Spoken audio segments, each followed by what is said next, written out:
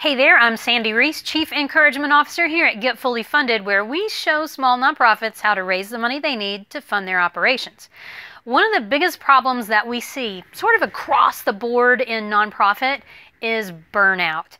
It's so easy when you care so much about the mission of your organization to pour yourself into it. Before you know it, you're working all the time. It's easy for boundaries to slip and for you to find yourself in some pretty bad habits pretty fast. This is really hard when you're just getting started and there's so much to do. How do you get it all done without burning yourself out? Well, I've got a couple of tips for you today that I think are going to be helpful. The first one is spend some time on the front lines of your organization regularly. This has always served me very well. It's so easy for me to kind of get in my head or spend too much time in the office. And what I need to do is go get on the front lines of the organization. Look people in the eye who are being served by our organization. Pet the animals. Enjoy the environment. And it reminds me why the work we're doing matters. It's a way to just rejuice your soul about why it's so important for you to help your organization fulfill its mission. Another thing that I do is keep what I call a kudos file. So anytime you get a note back from someone that your organization has served and they've said thank you and you've changed my life, you got to keep that. I have a whole folder in my drawer of these kinds of notes where people have written and said, thank you, you've made such a difference, you've helped us so much.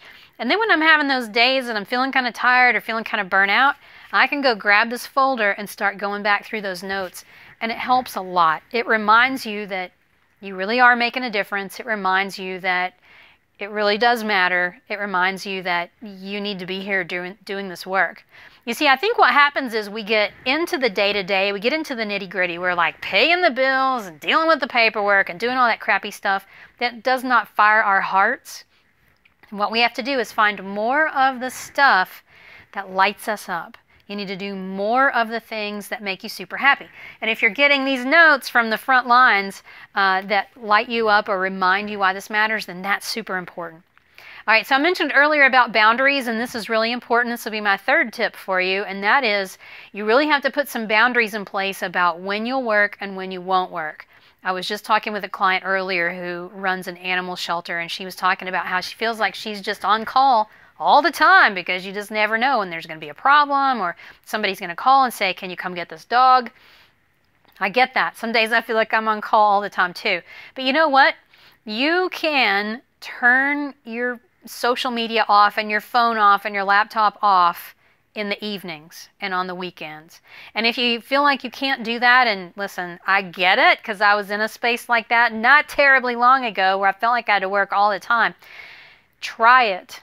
Even just for an hour in the evening, give yourself that time to breathe and to release all the pressure and to do something that lights you up, something fun, whether it's go for a walk outside or play with your dog or take a bath, read a book, whatever that is.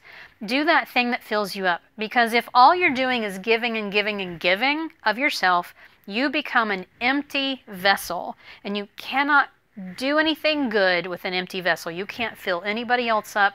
You can't do the work you need to do. You're going to be miserable. Everybody around you is going to be miserable.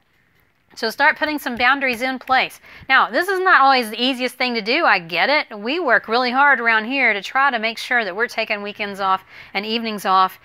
It doesn't always work out that way. Sometimes there are just deadlines, and one of us or several of us have got to work on Saturday mornings or Tuesday nights or whatever. You do what you have to do, but then you go right back to your boundary of prioritizing yourself and your self-care. Remember, you can't pour out of an empty vessel. You can get more tips like this on fundraising and running your nonprofit on our blog at getfullyfunded.com/blog or on our YouTube channel at getfullyfundedtv.com. See you next time.